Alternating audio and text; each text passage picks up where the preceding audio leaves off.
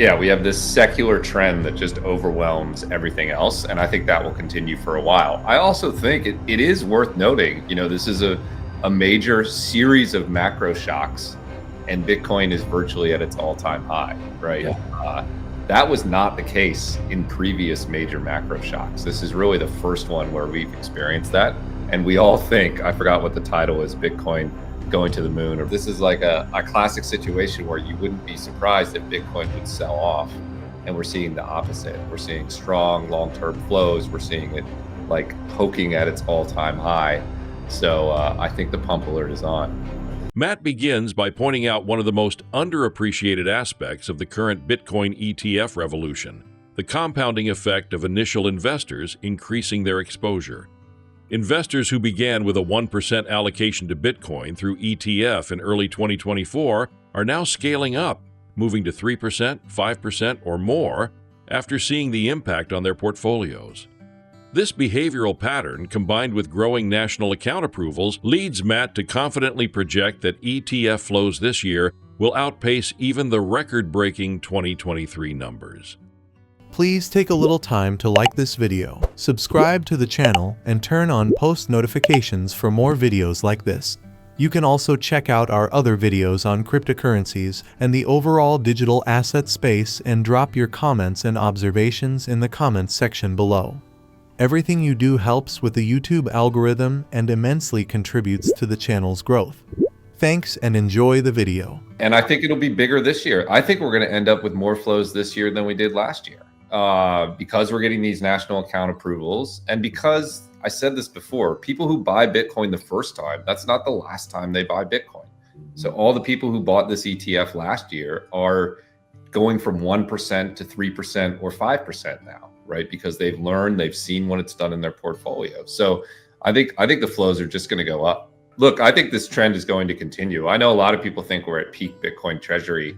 I think peak Bitcoin treasury company is still 3 to 6 months ahead from now. There are a lot of deals coming through the pipeline. For every one you see announced, there are 3 in my inbox talking about their pipe. So there's going to be hundreds. They're going to be hundreds.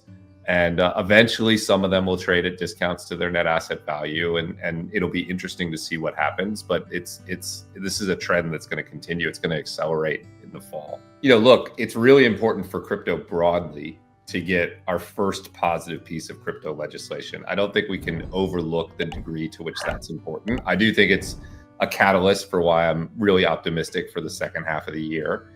And then, obviously, stablecoins are going to be everywhere.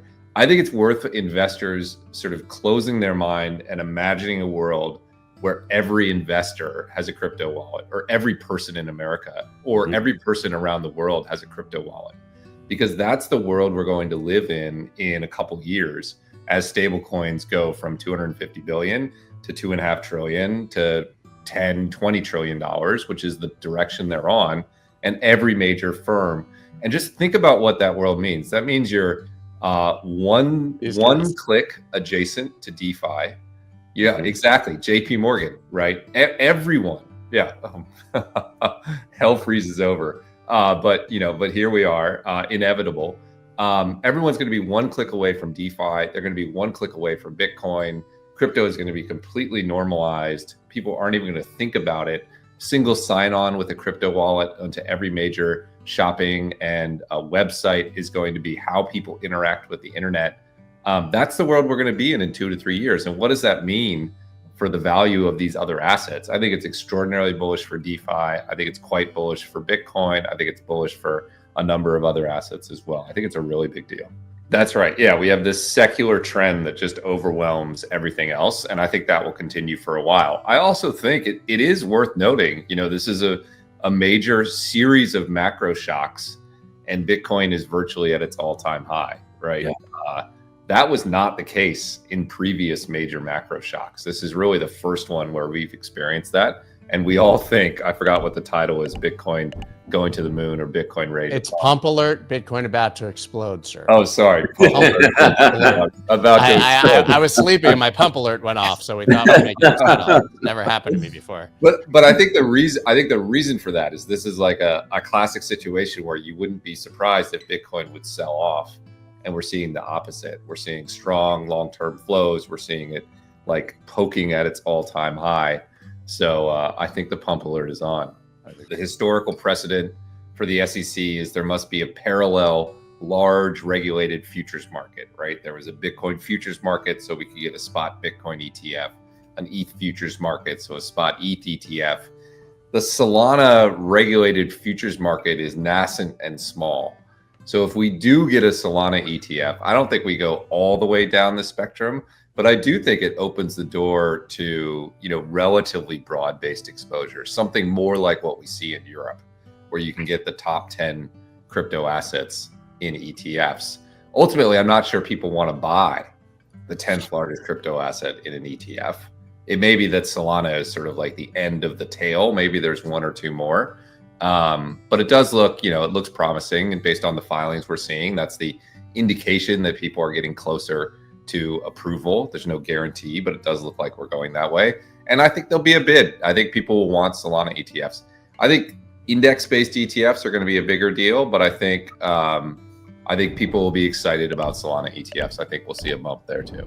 I tell this to Ethereum people all the time. Ethereum's a $300 billion startup 10 years into its growth. It's like the most successful startup launch of all time. And Ethereum people are all sad. No, you're doing just fine. Like 300 billion is a lot, right? Like you're doing just fine. You're only 10 years in. If you were a company, you'd be amazed.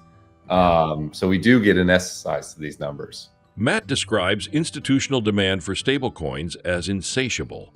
When he and his team meet with institutional investors, the reaction to stablecoins is like putting candy in front of a child. Platforms like Circle and Tron are drawing massive attention, and Hougan isn't surprised. He believes stablecoins are the Trojan horse into crypto, a bridge that institutional capital finds both familiar and powerful. As major financial platforms like Morgan Stanley, Wells Fargo, and Stifel begin onboarding Bitcoin ETF and crypto research, the stage is set for a broader institutional wave. 100%. And they're charging, they're charging 5 or 6x the fee that you're seeing on layer 2s. And they're holding those margins. Like it is actually a remarkable business story. Yep. Yeah, completely crazy. You're absolutely right. The IPO window is going to explode. The second corollary of that is venture capital is going to explode as well, because all of a sudden my PE comp is not 20, it's 100, right? So the valuation window jumps up. And then with these companies flush with cash are going to do significant M&A. And absolutely, you're going to see all these companies rush. I mean, it is going to be a gold rush for Wall Street.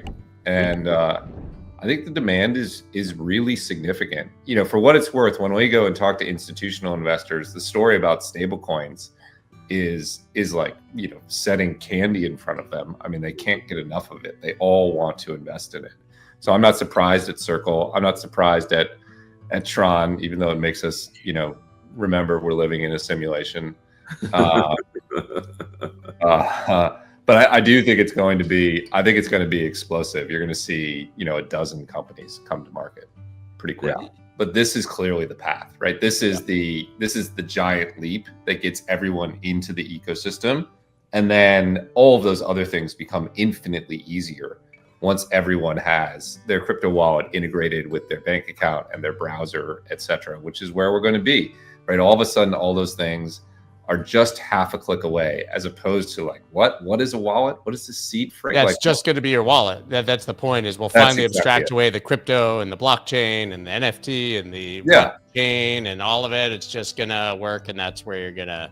It does take a while. It took us 3 years to get to $100 million in assets. And as Scott just showed, we almost did that last week. So, you keep pounding. We have an incredible team out there. And I think these flows will continue, right? I think these markets are just opening up. There really are trillions of dollars that are just starting to allocate.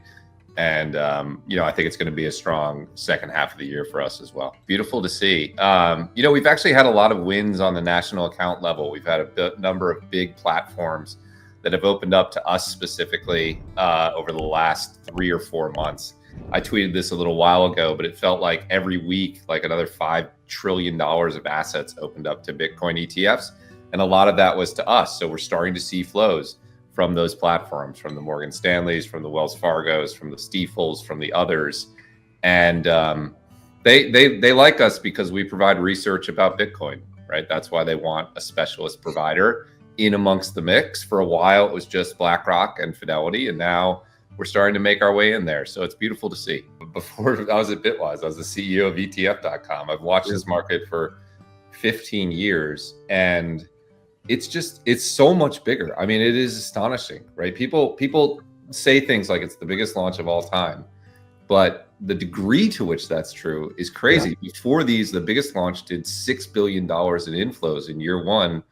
Was that GLD? Yes, that was QQQ. GLD was second. QQQ did about 3 billion. So it was 6 and 3, and Bitcoin ETFs did 37. I mean, it was 6x the size. It's absolutely incredible. Yeah. So no, I didn't expect it to be this big. I think that may be it. I think it may be a marketable question. I do think it's more efficient for some of them to gain exposure through the ETF, depending on their size and scale, certainly for the smaller players. We've had conversations with a few folks, and they haven't gone anywhere. I do think it's that marketable question. I wouldn't be surprised. The maxis would lose their minds. Yeah. The maxis would lose their minds. They would call it not a real treasury company, right? And scream paper Bitcoin at the top of their lungs, even though it's not true. But these are effectively marketing engines. So maybe that is the reason. Yeah.